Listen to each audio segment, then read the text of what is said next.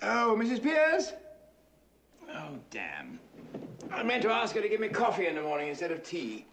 Leave a little note for her, will you, Eliza? And put out the lights.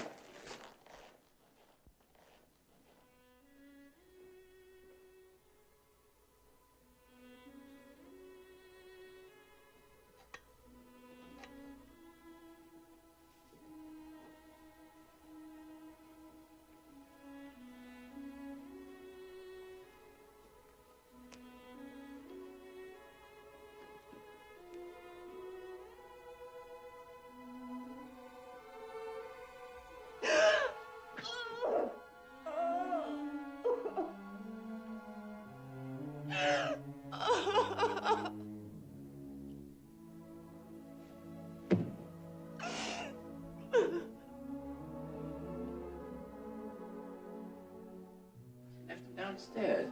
Oh, darn it. I'm leaving my head behind one of these days. What the devil have I done with my slippers? Here are your slippers. There! Oh, and there! Take your slippers and may you never have a day's luck with them. What on earth? What's the matter? Is anything wrong? No, nothing wrong with you. I won your bet for you, haven't I? That's enough for you. I don't matter, I suppose. You won my bet, you presumptuous insect. I won it. What did you throw those slippers at me for? Because I wanted to smash your face. I could kill you, you selfish brute. Why'd you leave me where you picked me out of in the gutter? You thank God it's all over now. You can throw me back again there, do you? Oh, so the creature's nervous after all. Ah! Claws in, you cat. How dare you show your temper to me? Sit down and be quiet. Oh, what's to become of me? What's to become of me? How the devil do I know what's to become of you? What does it matter what becomes of you? You don't care. I know you don't care. You wouldn't care if I was dead. I'm nothing to you, not as much as them slippers. Those slippers! Those slippers! I didn't think it made any difference now. Why have you suddenly begun going on like this? May I ask if you complain of your treatment here? No. Has anybody behaved badly? Colonel Pickering, Mrs. Pierce? No. Well, you don't pretend that I have treated you badly. No. No. Glad to hear that. Perhaps you're tired after the strain of the day. Would you have a chocolate? No! Thank you. Well, it's only natural that you should be anxious, but it's all over now.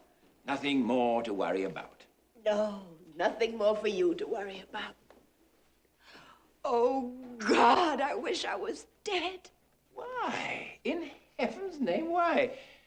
Now, listen to me, Eliza. All this irritation is purely subjective. I don't understand. I'm too ignorant. Well, it's just imagination. Nothing's wrong. Nobody's hurting you. Now, you go to bed and sleep it off. Have a little cry and say your prayers, and you'll feel very much more comfortable. I heard your prayers. Thank God it's all over. Well, don't you thank God it's all over and how you're free and you can do what you like. What am I fit for? What have you left me fit for? Where am I to go? What am I to do? What's to become of me? Oh, that's what's worrying you, is it? Oh, I wouldn't worry about that if I were you. I'm sure you won't have any difficulty in settling yourself some way or other. I hadn't quite realized you were going away. You might marry, you know. You see, Eliza, all men are not confirmed old bachelors like me and the Colonel. Most men are the marrying sort. Poor devils. And you're not bad looking. You're really quite a pleasure to look at sometimes. Well, not now, of course, when you've been crying. You look like the very devil. But I mean, when you're all right and quite yourself, you're what I would call attractive. Now, you go to bed and have a good night's rest and then get up in the morning and have a look at yourself in the glass. You won't feel so bad. I dare say my mother might find some fellow or other who'd do very well. We were above that at Covent Garden. What do you mean? I sold flowers I didn't sell myself. Now you've made a lady of me. I'm not fit to sell anything else.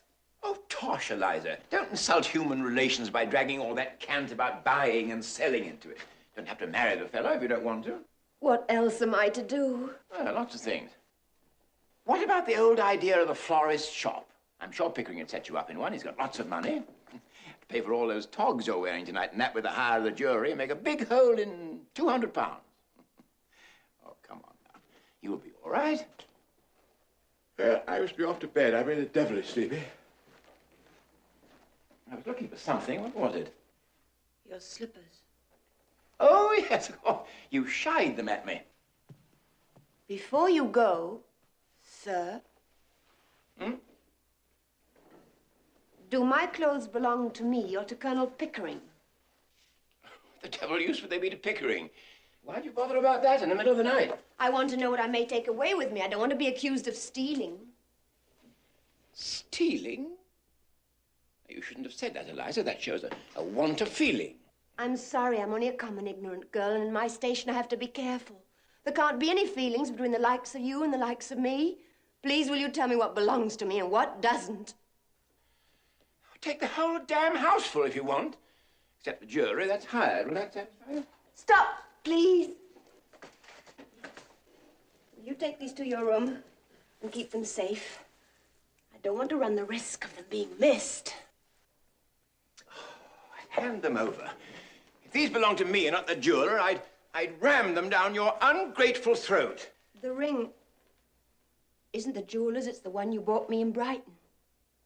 I don't want it now. Don't you hit me! Hit you, you infamous creature? How dare you suggest such a thing? It's you who've hit me. You've wounded me to the heart. I'm glad I got a little of my own back anyhow. You caused me to lose my temper, a thing that's hardly ever happened to me before. I don't wish to discuss it further tonight. I'm going to bed. You'd better leave your own note for Mrs. Pierce about the coffee, for it won't be done by me. Damn Mrs. Pierce, damn the coffee, and damn you. And damn my own folly for having lavished my hard-earned knowledge and the treasure of my regard and intimacy on a heartless gutter snipe.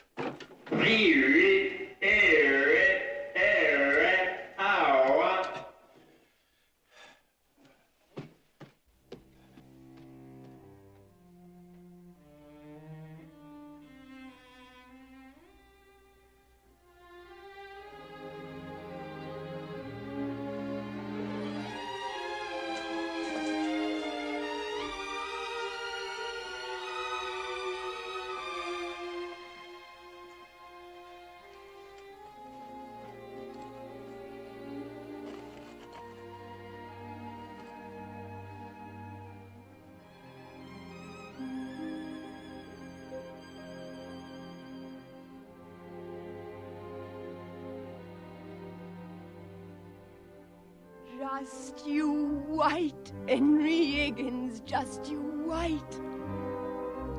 You'll be sorry, but your tears'll be too late. You will be the one it's done to.